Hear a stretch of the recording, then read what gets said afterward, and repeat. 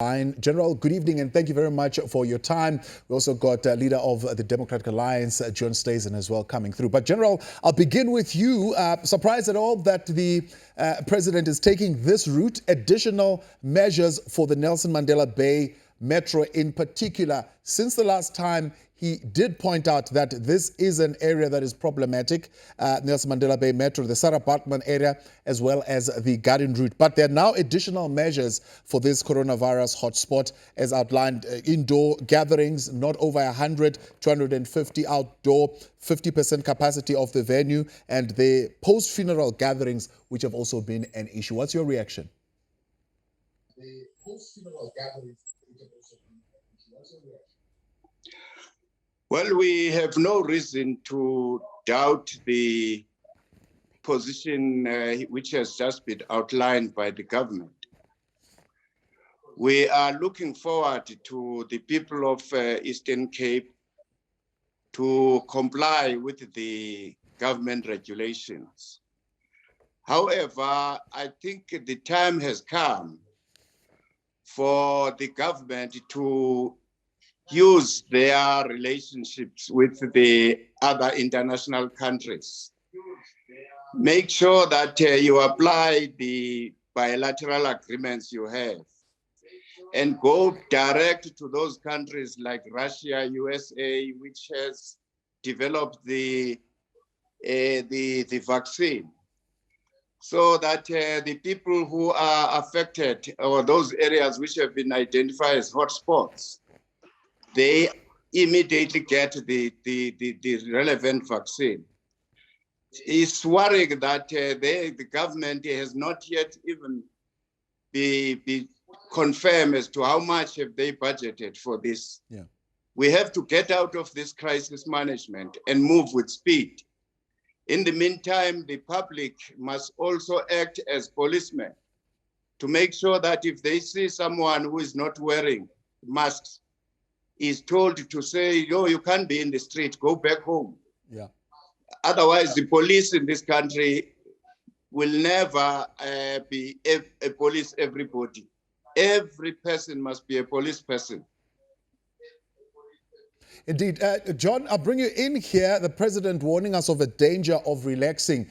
Maybe one would say, is the government relaxing? I mean, are you satisfied with the government's approach to procuring the vaccine? 327 million being made available through the Solidarity Fund at this particular point. I mean, if you look at what is happening in the UK, for example, they're procuring 357 million as far as their population. In Brazil, 186 million. We are only sitting at probably, 2 million, if it is even coming close to that. Yes, but there's also something very concerning that's emerged from what the president has said this evening, because certainly the reports that we've been reading show us that Treasury actually missed the deadline for the first payment for South Africa to participate in the COVAX vaccine program. We still have not had an explanation from Treasury why they would miss such an important payment, particularly when there are so many lives in the balance. We know that coronavirus is going to be with us for many, many more months, and it's only through the development of immunity and a vaccine that we're going to be able to get back to some semblance of normality in the near future. And so what the president didn't talk about tonight is why, if government is pinning so many hopes on the vaccine, has Treasury or the Department of Health dropped the ball so spectacularly in making sure that that first payment was met by the deadline so that we could take advantage of the vaccine? The last thing you want to do in a situation like this is be at the back of the queue while other countries line up at the front of the queue to get the vaccine. And General Olomisa, good evening. It's Bongiwe. I just want to, probe you on this issue, especially when you look at what the president has said around initiation schools. Certainly a lot of concern there. He talks about this risk assessment plan that he says that, traditional leaders have provided. And this does look like it's going to curb the further spread of COVID-19. Are you convinced? Yes, I'm convinced with the plan of the government, because the president has just announced that there will be restrictions around this program in the rural areas except the Nelson Mandela Bay. The traditional leaders have been making presentations to the state to say this can no longer be delayed. And I hope that the health practitioners in the Eastern Cape have got a plan which can be rolled out in all those affected areas where there will be circumcision schools in doing their work.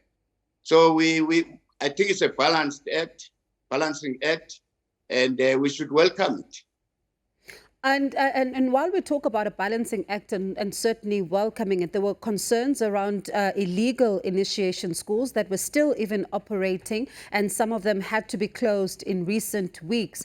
Now, when you look at this and looking at the fact that there could be some of the, the illegal schools that emerge, secondly, around imigidi, because we do know that when these young men come back from the mountains, there's then imigidi. How then do you begin to police this, particularly if you are a traditional leader that is watching this program tonight?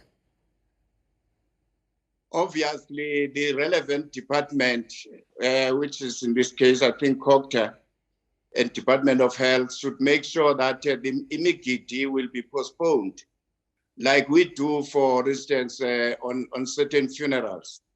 People will still have their big funerals when we're back to normality. But for this case, the traditional leaders must make sure that there are no migidis. The act must be postponed because it's going to affect this program of the government. But I guess that the COGTA will announce more details from this skeleton, which has been tabled by the president to the public. Now, of course, John, we know you're not a fan of any form of restrictions, any form of lockdowns, particularly in the economy that we are dealing with right now in South Africa.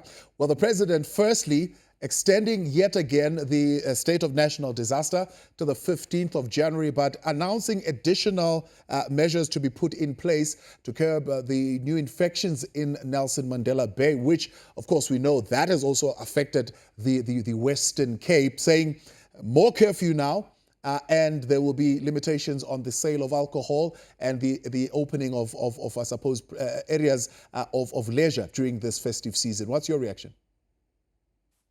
Well, I mean, first of all, the consumption of liquor in public places is already illegal.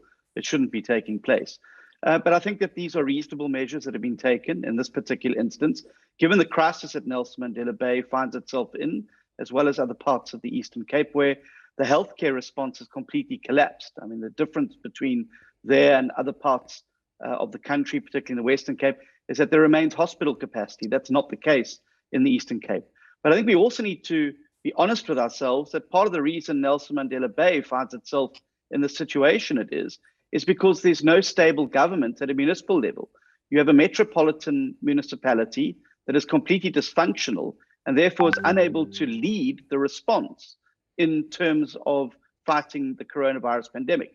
Compare that to other metros, the city of Cape Town, Tshwane and others, where the city council is an active participant and player in the fight against COVID-19. Well, I mean, would you say that's the same with the Garden Route district and what we are seeing there as far as the resurgence of new infections? And that's why there's been no lockdown in the Garden Route district, because the health capacity there is certainly able to accommodate excess cases. You're not sitting with the crisis because the Western Cape procured the PPE, it provided the extra hospital beds, so it can handle the surge.